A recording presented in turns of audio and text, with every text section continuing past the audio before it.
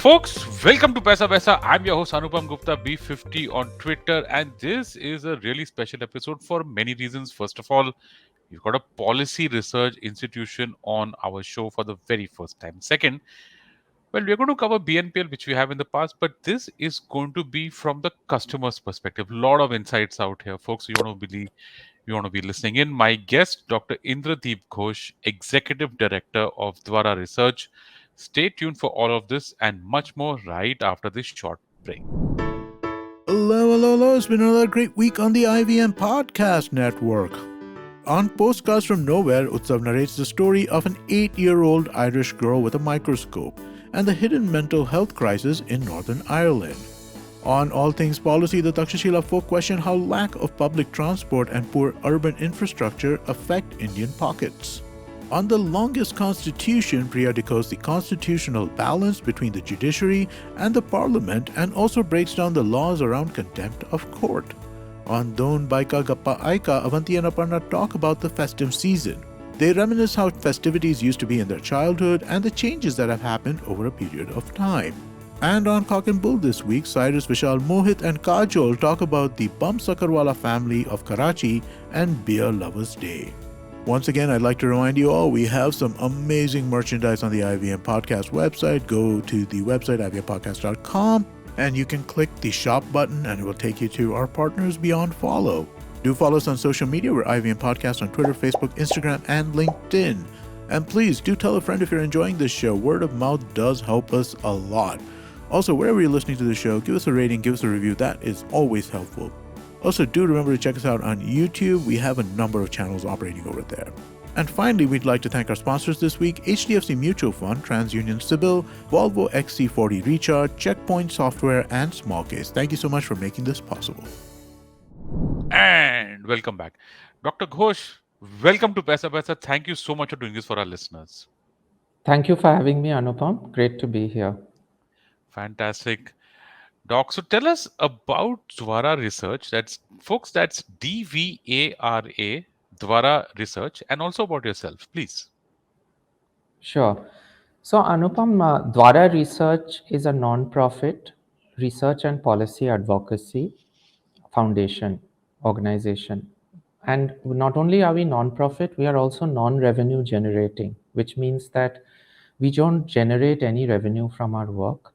Whatever research we produce, we put out in the public domain for everyone to access freely. And we also do not do consulting engagements, even though we have a lot of expertise. We could be doing a lot of consulting work, but we don't do it.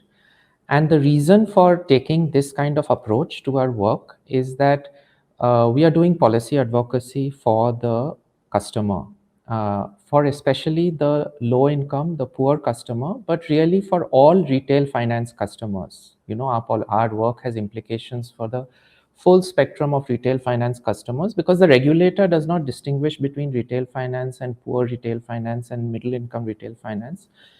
We believe that our work has implications for the full spectrum of retail finance customers, but of course, our specific concern is poor customers, because it is with poor customers that financial inclusion and social protection are important policy levers that the government is using.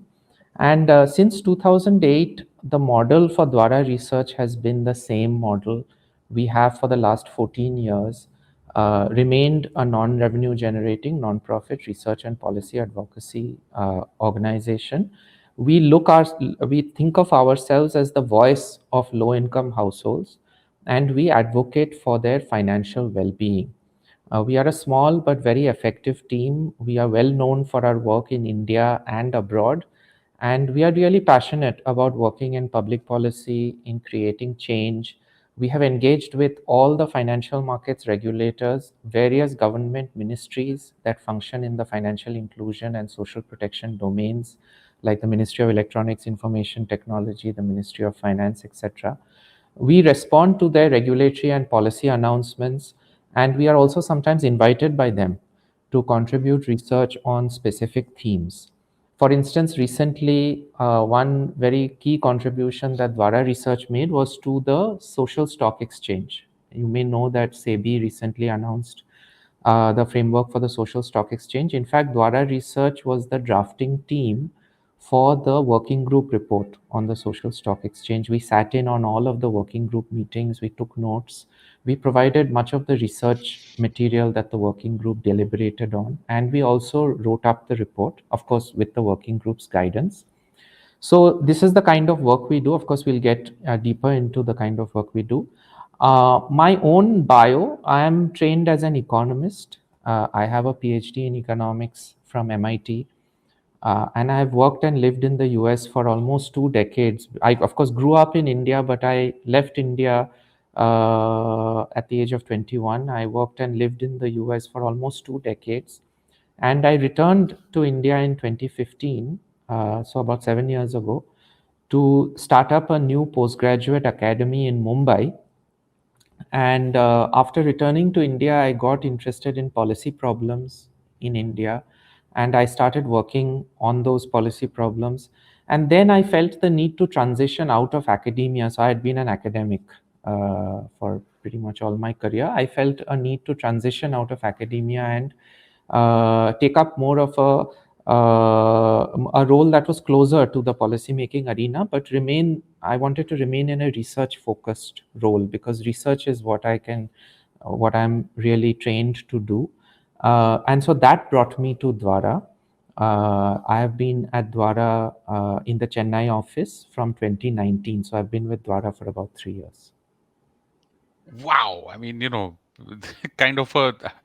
I'm just trying to think when was the last time we had a PhD from MIT or an academician with such a deep background on our show. I think that's what's going to make it a lot of fun. Dr. Ghosh, tell us about, so Dwara does a lot of research on really diverse topics. And of all the things, why did you choose BNPL as an industry on which to do a fairly comprehensive report, again from the customer's perspective? Yeah, see, I'd like to give a little bit of background to your listeners so that they understand what we do and why we do what we do. So, for the last 15 years, and then it will become clear why we picked up BNPL, because BNPL is a very topical issue, but it stands within the context of our larger body of work. So, for the last 15 years or so, like other developing countries, India also has been relying on financial inclusion as one of the main levers for improving the economic condition of the poor. In a way, you could say that India has been at this since 1969. Indira Gandhi nationalized the banking system in 1969, and then there was a slogan that she also used in her political campaign called "Roti Kapra Makan." So those were at that time the aspirations for the poor in India. There was a Garibi Hatao kind of approach in the policy making arena. Then in 2003, so I'm fast forwarding, in 2003 with the BJP state elections in Madhya Pradesh and some other parts of the country, we witnessed a new slogan, Bijli Sarak Pani. So electricity, water, and roads. And then about 10 years later, 2013-14, we got even another new slogan, which was Jandhan Aadhaar Mobile. So all in groups of threes, but you can see how far the country has moved from 1969 to 2014, from Roti Kapra Makan as being aspirational goods for the poor to Jandhan Aadhaar Mobile. So already you can see over a period of 40 years how much progress the country has made economically, that the poor now are considered to be eligible or should seek to should aspire to owning a Jandhan account, an Aadhaar number, and a mobile phone. So financial inclusion, and especially digital inclusion, which is basically allowing the private financial sector to offer products and services to both the urban poor as well as rural populations via digital channels, and not only through digital channels but through digital ID authentication systems. This is the major thrust of India's developmental agenda for the last 15 years or so. Now, where do we come in? The question we ask is, are the lives of the poor actually changing as a result of all of this policy action? It is possible that the poor are not only benefiting, but they are actually worse off, because now financial inclusion policy is allowing for profit enterprises to extract a financial surplus from the lives of the poor. So this is where we come in. All our research is focused on understanding how financial inclusion is playing out on the ground, as it were. And credit is a perfect instance of this, because most of the financial inclusion story in India so far has been a credit story, not a bank account. Or even though Jandhan has spread throughout the country, a lot of Indians own Jandhan accounts. Those accounts are for the most part dormant. So it's not been a bank account or a payments or an insurance or a retirement products or an investment product story. Mostly the financial inclusion story in India has been a credit story. Our research shows that there has been an explosion of credit offerings to the lower income segments over the last 15 years or so.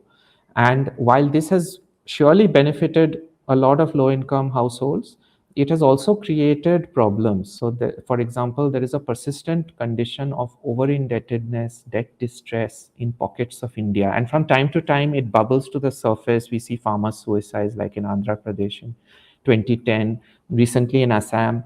So, from time to time, it comes into the public consciousness, but there is a persistent condition of over indebtedness, debt distress in pockets. So this is why BNPL was very interesting for us to look at. From an inclusion perspective, here is a new kind of offering that has some promise. But from a customer protection perspective, the question we have to ask is, does this benefit the customer? Or rather, what possible harms could this kind of product offering be inflicting on the customer? Because the low income customer is always hungry for credit, there is always unmet demand. So the question to ask is, just because there is demand, should supply respond? And if so, then what makes for an appropriate supply response and what doesn't? So this is the kind of research angle we pursued with BNPL.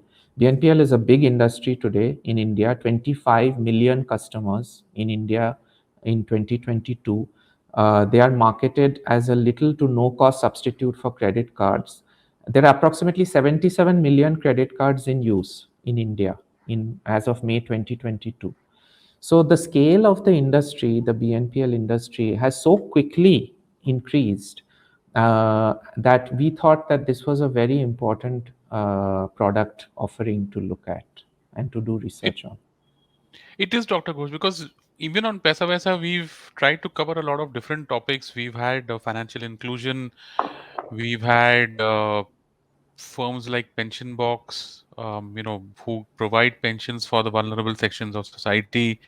And on the BNPL side, we've had the providers like Capital Float and Simple on our show. But you obviously provide us with a very, very unique perspective, which is from the customer, and that also from people for whom credit is a lifeline, and therefore BNP becomes that much more important. So, Dr. Ghosh, why is it important for our listeners to know about the hidden cost? Because a lot of the research that's gone into your report, and it's pretty intensive and exhaustive research, we take it as a convenience, but as your report shows, there are hidden costs. So, Yeah. what is at stake out here for us?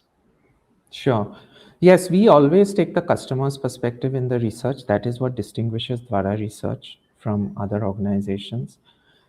In the sense that we always ask, what's in this for the customer, and what is it going to help the customer? Is it going to hurt the customer? And remember, like I said before, even though poor customers are our primary stakeholders, all our work really has implications for the whole spectrum of retail finance customers, because the regulator does not make separate laws for middle income retail finance and poor retail finance. The regulator just makes regulations for the entire retail finance segment. So everything that we do has implications for the full spectrum. Now, we are mainly interested, of course, in the poor customer. We are also interested in women customers, because women have traditionally been excluded from the formal financial system.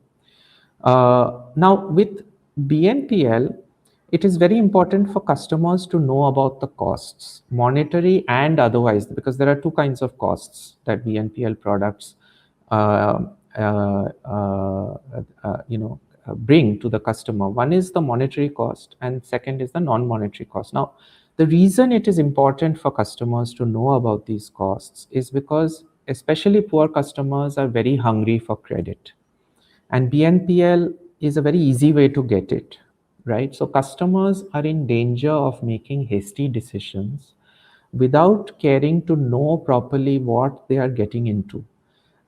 Secondly, so that's the first reason why it is important to educate customers about BNPL, because they may not read the terms, as we discovered, they may not read the terms and conditions. And in fact, the terms and conditions may not even be properly disclosed to the customer.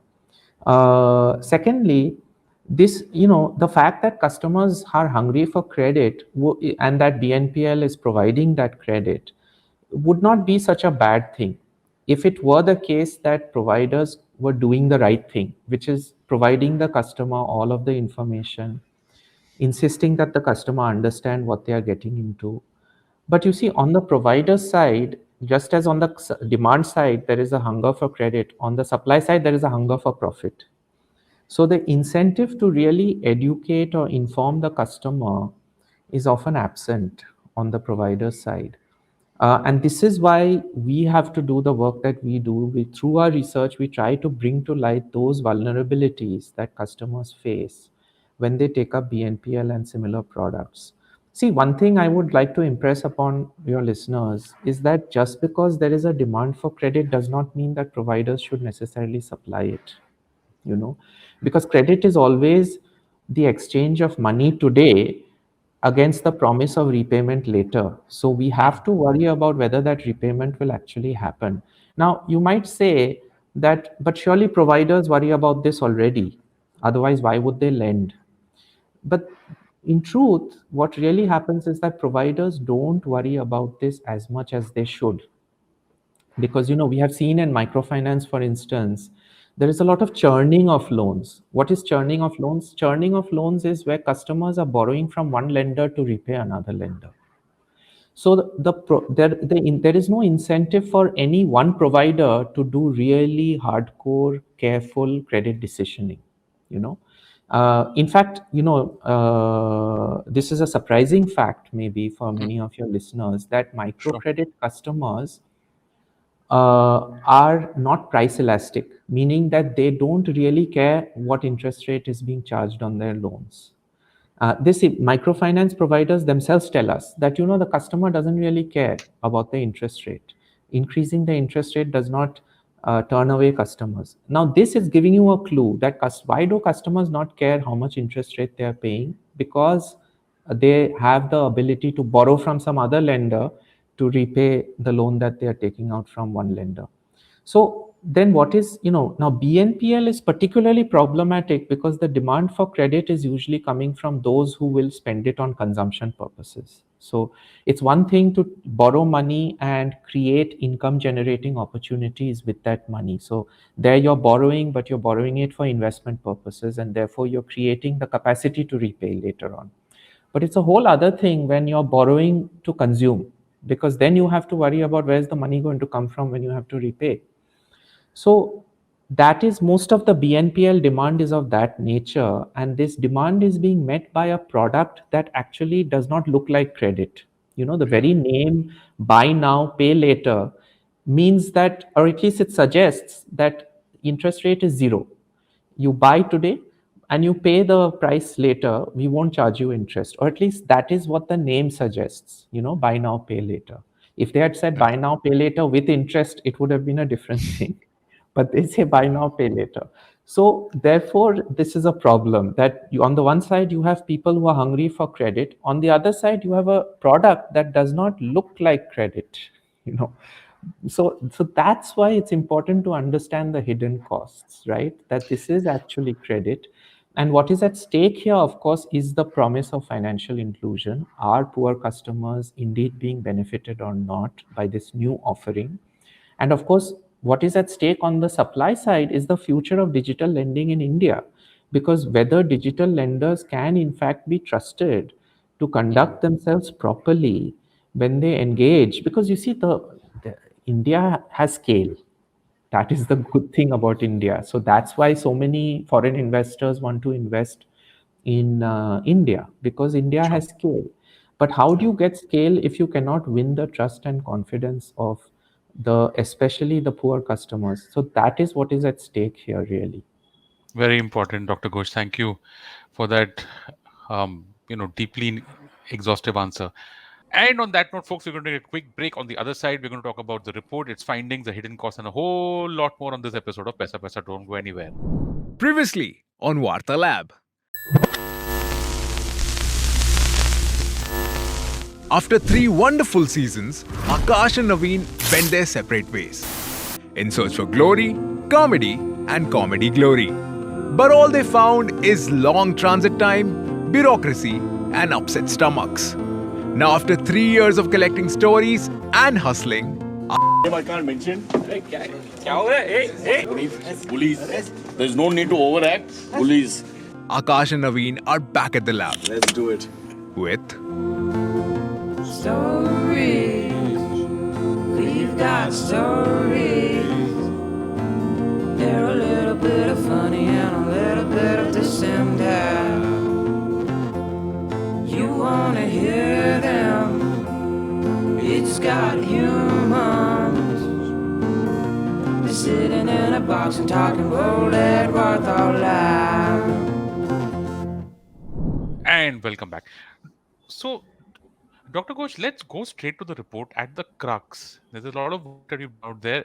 The costs that customers incur in a BNPL product. Please tell us about that. Yeah, so BNPL products are often taken to be superior to credit cards, especially by customers to whom they are marketed as such by providers. But we have discovered that BNPL products have similar pricing policies as credit cards, and they are not actually very different in terms of costs. So there are two kinds of costs that BNPL customers incur. One is the cost before the loan has been disbursed, which is pre-default costs. So these can include interest costs, processing fees, auto pay fees, joining fees, card-related charges, carry forward interest. All these are costs that the customer can expect to pay when they buy a BNPL product. The APR on the interest cost can vary tremendously between 0 and 36%. The processing fees can also vary a lot from 0 rupees to all the way to 199 rupees. So the processing I'm going to fees just can... interrupt you there. Sorry, to explain APR to our listener. That's annualized percentage rate, folks. Okay, so many of you are probably used to the, if you have a credit card, you've got a monthly rate in mind, which is whatever, 1.5 to 3%. APR, annual percentage rate. Am I right, Doc, in that? Yeah. Yes, yes. That's what's the important one. Please go on, Doctor. Sorry for interrupting you. No I just thought issues. it's an important point. Yeah. So there are processing fees which can either be flat, meaning it's a lump sum fee, or it can be a percentage of the transaction amount. It can be up to 3% of the loan amount, with or without a threshold for transaction value. Because sometimes, BNPL products offer you more money than you need to complete the transaction for which you're taking the loan. And often the interest will be charged on the entire amount that is being loaned, not just on the transaction value. So other costs also can vary between 0 and 500 rupees, which are often charged as flat costs. And the other thing is that these are all pre-default costs, by the way. So this is at the time that the loan is being applied for and disbursed. These are all of the costs that the customer can hope to pay for this product. And it is unclear. See, the other thing about BNPL is that the customer is not directly borrowing from the lender. The lender is usually a bank, but there is an intermediary that is intermediating between the bank and the customer. And that intermediary is borrowing from the lender and passing it on to the customer. So it is not clear from looking at these costs what the cost sharing is between the intermediary and the lender at the back end. So these are pre-default costs. So in some ways, the BNPL model is a little opaque. I don't think even the regulator quite understands what is the nature of the contractual arrangement between the provider, the BNPL provider, and the back-end lender. Now, there is a second category of costs, which is the post-default costs. Let's say you have taken a BNPL, bought a BNPL product. Now you have defaulted. You cannot repay the loan. There's a whole set of costs that follow if that situation arises. There are late fees, there are bounce charges. According to the IT Act, all such fees can be construed as interest, by the way. Late fees are either a percentage of the outstanding amount, or they can be a flat fee according to the outstanding buckets. Late fees can vary between 0 rupees to all the way to 3,000 rupees. If you actually put all these kinds of fees, all these post default fees together, the implied interest rate can go up to 50% per month. You know, yes, across for some providers, not all providers. Some providers it can be zero, but some providers it can be 50%. That's massive. You're giving us the entire scale. It's huge. It's huge. There's a lot of variation, lot of heterogeneity in this market. And then, of course, there are check bounce charges, etc., which can also vary. Those are usually flat charges, lump sum charges. So really, just to recap, two kinds of costs, two kinds of monetary costs. There are a whole set of non-monetary costs, but two kinds of monetary costs. One is pre-default costs, and the other is post-default costs. And when you actually put these costs together, you find that in the bargain, BNPL products are not that different from credit card products. Wow, that is something, folks. And again, remember that BNPL is an easy source of credit to a lot of people, and that's why we are going deep into this. Dr. Ghosh, how is the system broken? If I can, say that the system is broken, there are people who would say that it's not. But if I take this perspective out of it and I look at the cost that you have outlined for us, from your report, I saw there are two aspects. First, the T&C, what's called the terms and conditions, and second is the onboarding process. Let's talk about that. Sure. So from a customer protection standpoint, indeed, the system suffers from several gaps that can result in the endangerment of customers, harms to customers. So in that sense, yes, we can say that the system, maybe it's not broken, that may be a little too harsh, but certainly there are gaps. There are gaps that need to be plugged. So on the terms and conditions, terms and conditions provided by different providers differ. They can differ in length, meaning the tenure of the loan, the scope, the level of detail that the terms and conditions go into. But they are all, we found, we did mystery shopping. Mystery shopping is where we actually buy the product ourselves. And so we had 10 of our researchers who actually bought these products themselves. And so that experience of buying the product, going through that credit decisioning process taught us some lessons. So what we are basically reporting in our work is the lessons learned from that kind of what is called mystery shopping exercise. So the terms and conditions we found are all difficult to understand.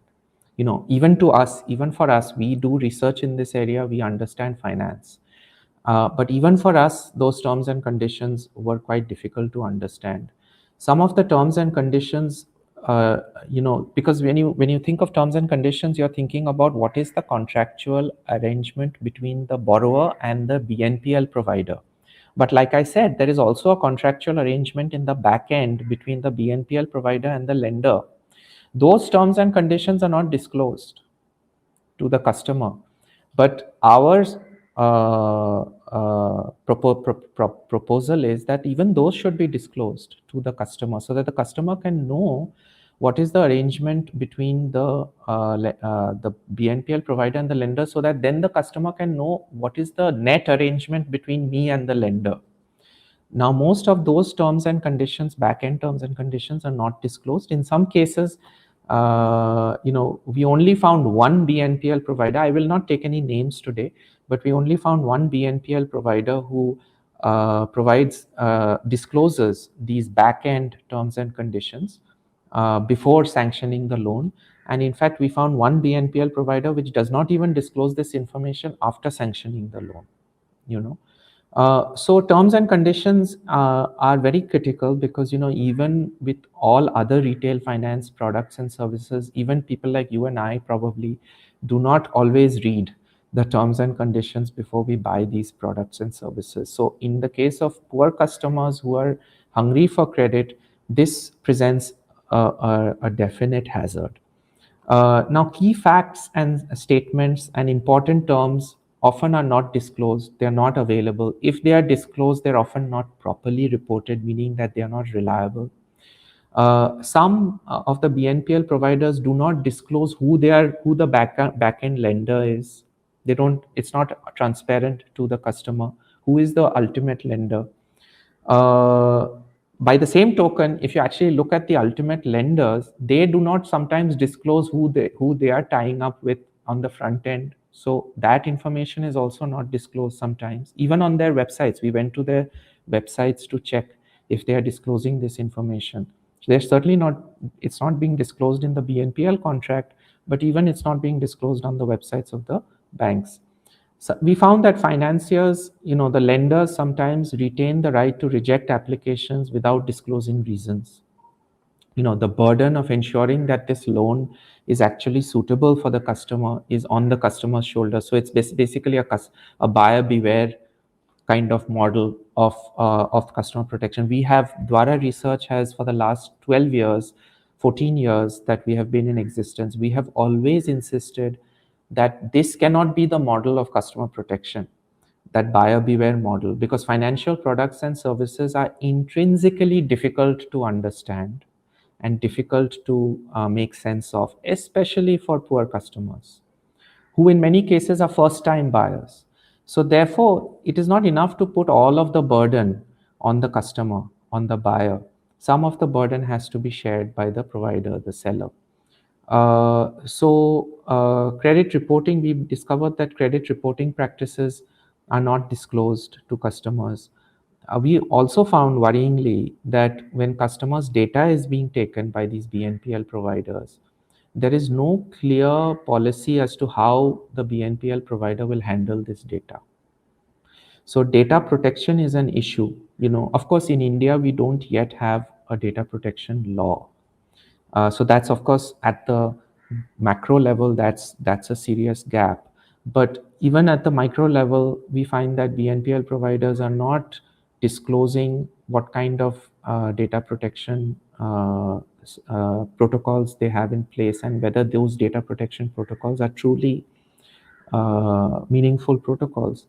And finally, we even found that sometimes potentially unlawful clauses are hidden in the fine print.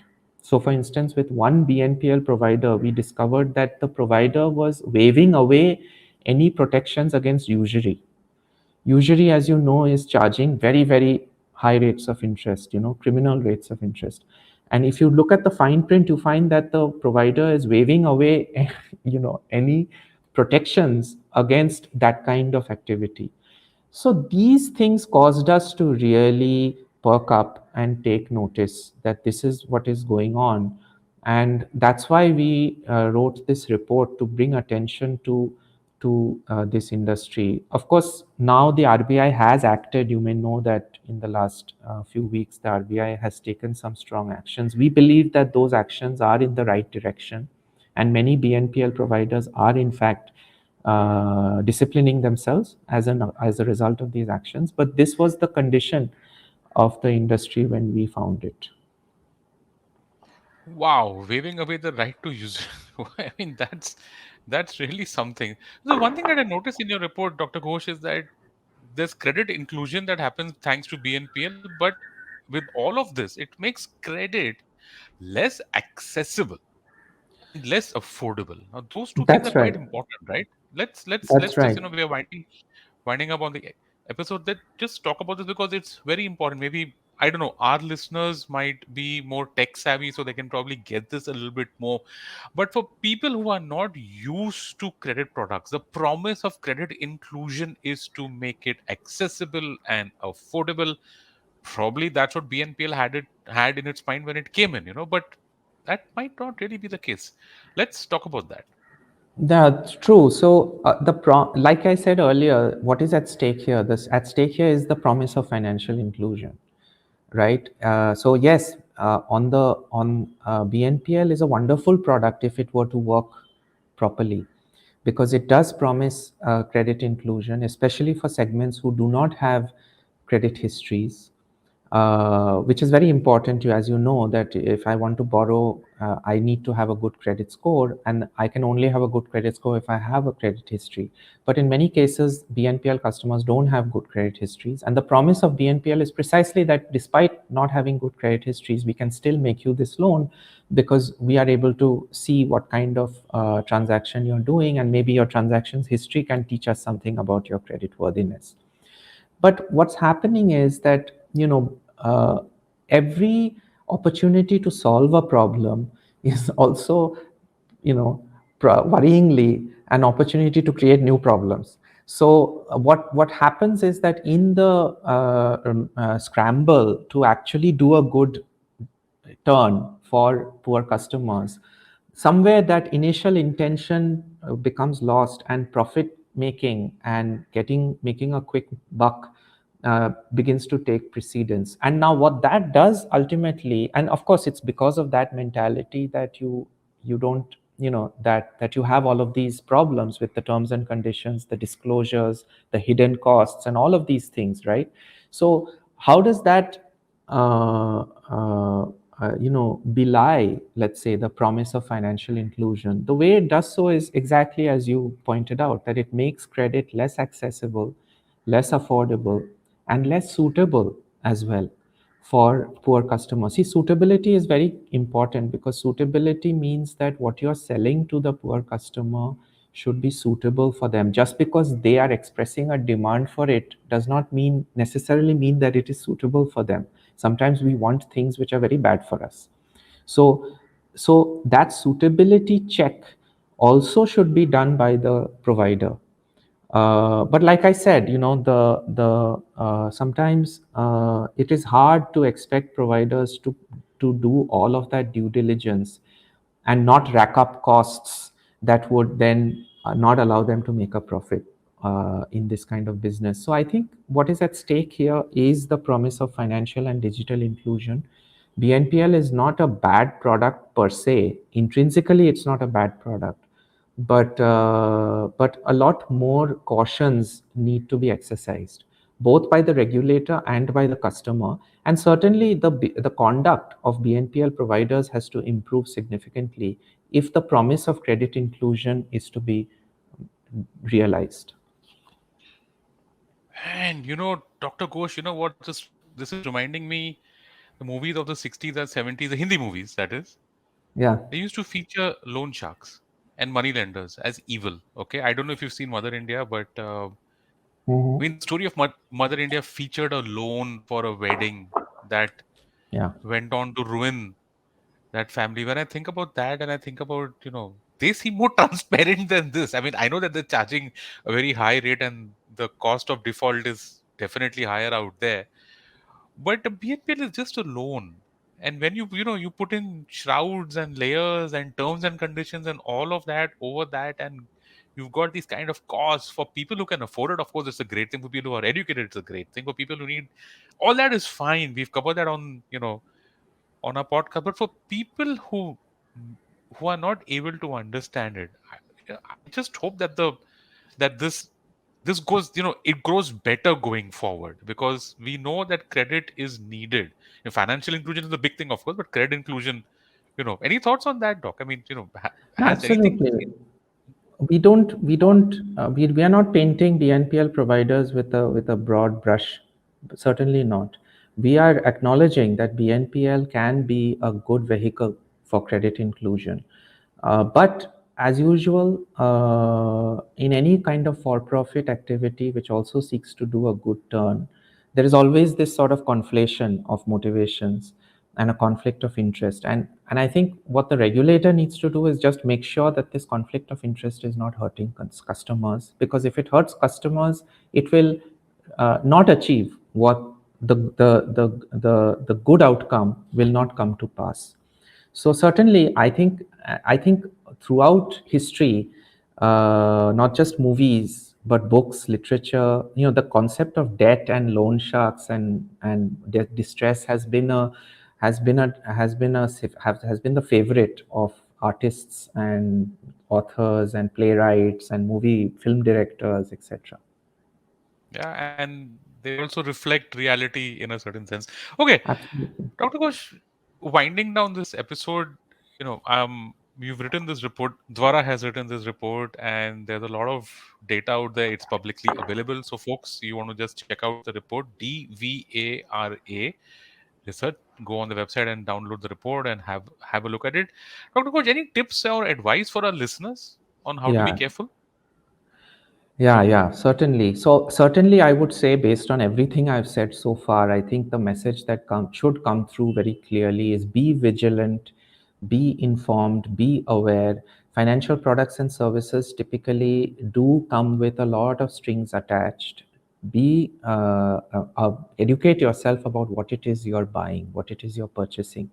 Now, I might also make a deeper suggestion, and that is that digital and financial inclusion, as we have come to learn in the last decade or so, has comes with its own problems and its own hazards. It is not an unmixed blessing, you know.